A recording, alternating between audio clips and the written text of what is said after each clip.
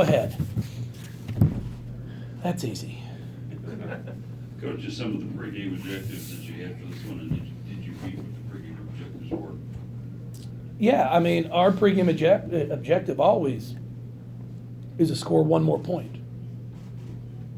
And we got that done tonight. We played really, really unselfish. We passed the ball extremely well. Defensively, we were pretty good at making them take shots we wanted them to take. Now, in that first half, they scored 24, and 6 or 8 of them may have come off of our breakdowns, where we let them drive straight to the basket. We had bad angles in transition defense. But besides that, I mean, I was really, really happy with how we passed the ball.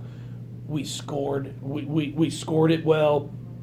And just to have 6 players in double figures and your highest score at 12.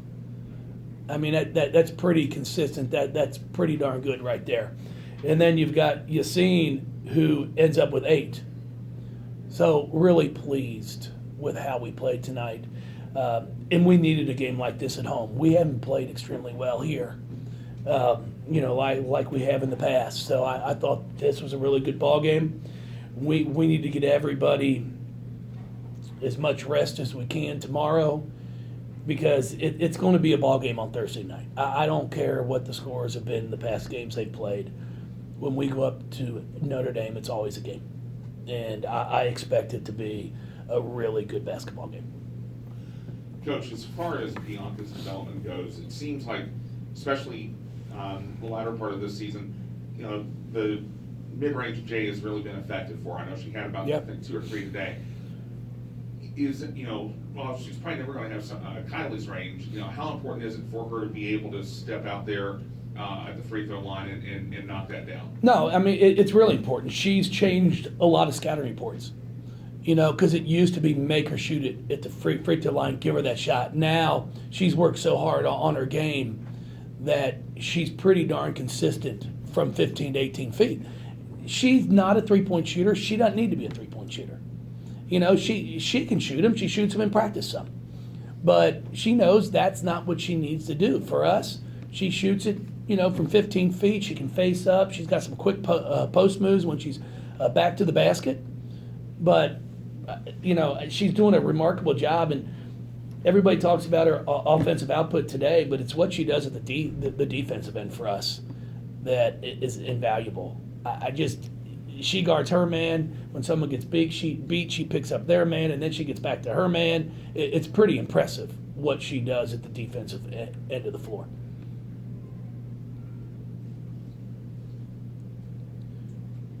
Coach, just the defensive pressure that you all put on them, is that one of your better defensive efforts this year? Yeah, I thought we played. For the most part, we played pretty darn smart. We got our hands in passing lanes.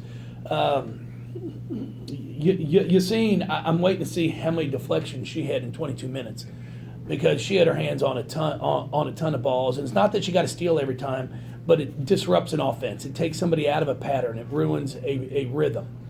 And I was really, really impressed with that. And then we forced them into some turnovers, and we did a decent job of converting those into points. But I've got to give Pitt a bunch of credit, because we turned the ball over 10 times, and they turned those into 13 points, which is pretty efficient. Can you shed some light right after you came out of the half? You called a timeout with 30 seconds into the second or third quarter. Can you shed some light on what that was about? Well, it was a tie-up. So instead of burning the jump ball, Kylie she got on the ground. She's got possession of the ball. So I just called a timeout there to make sure it's our ball, baseline out of bounds, and then we keep the jump ball. So that's all. I'm not sure if you heard the news about Kobe Bryant. Passed away today in a helicopter crash with one of his daughters. Can you talk a little bit about the impact he's had on the women's game, especially the girls' game as he's coached his daughters? Yeah, that's it's such a tragic event today. Kobe has been remarkable to women's basketball. You know, just, what's it, 2 weeks ago? I think he goes up and sees Haley Van Lith play. I mean, it's really not, it's hard to put into words right now.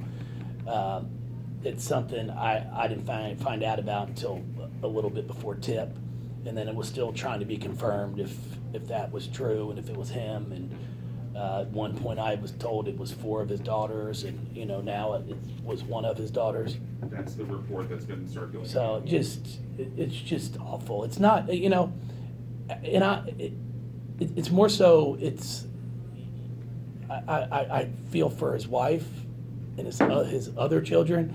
It's not necessarily what he's done for basketball, man. It's about family. It's about family at this point in time. I have four children myself, and just for anyone to have to deal with that, you wouldn't wish that on your worst enemy. So we're grateful, obviously, for what Kobe has meant to women's basketball and his commitment to it, and just his courage to put that out there, that, hey, it's okay. You know, he supports women's basketball. So it's just devastating, sad, and I mean, it's gonna be tough, and I really feel for his family.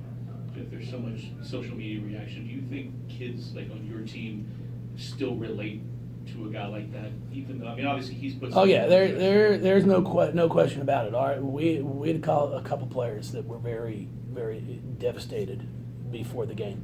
I mean, it's you know, we actually talked about it. You know, we talked about Kobe, what he did, what he's done as a player. You know, and I said, the reason Kobe, the Mamba, is because of how he played. You know, everybody knew him because of how he played, and then you get to learn about him as a person, and now all of a sudden you've got a great basketball player and a great man. And I said, hey, if you want to pay the respect, go out there and bust your tail, because you don't get to be his stature of a basketball player by not playing hard every single night. So yeah, all of our players were a little shaken, and then I was very impressed with how we came out and played.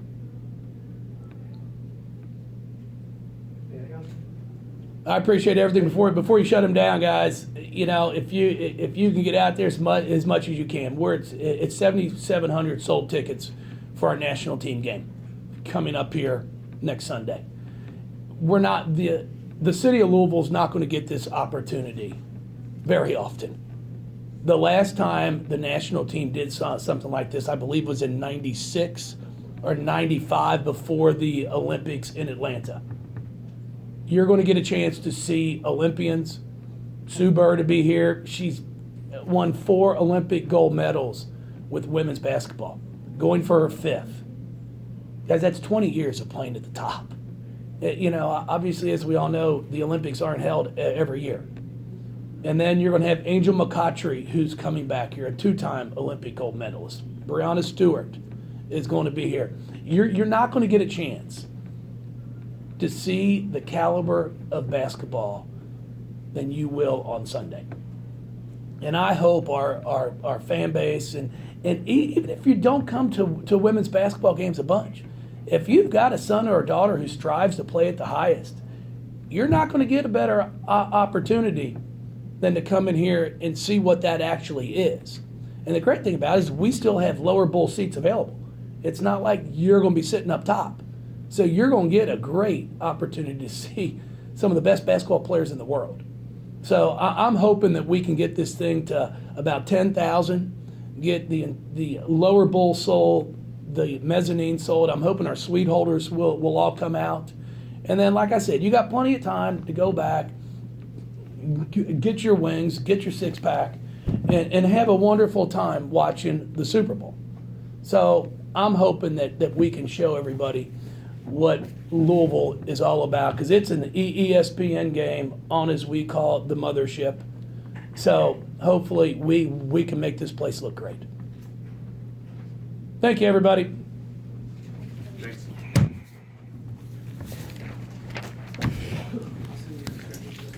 Yeah.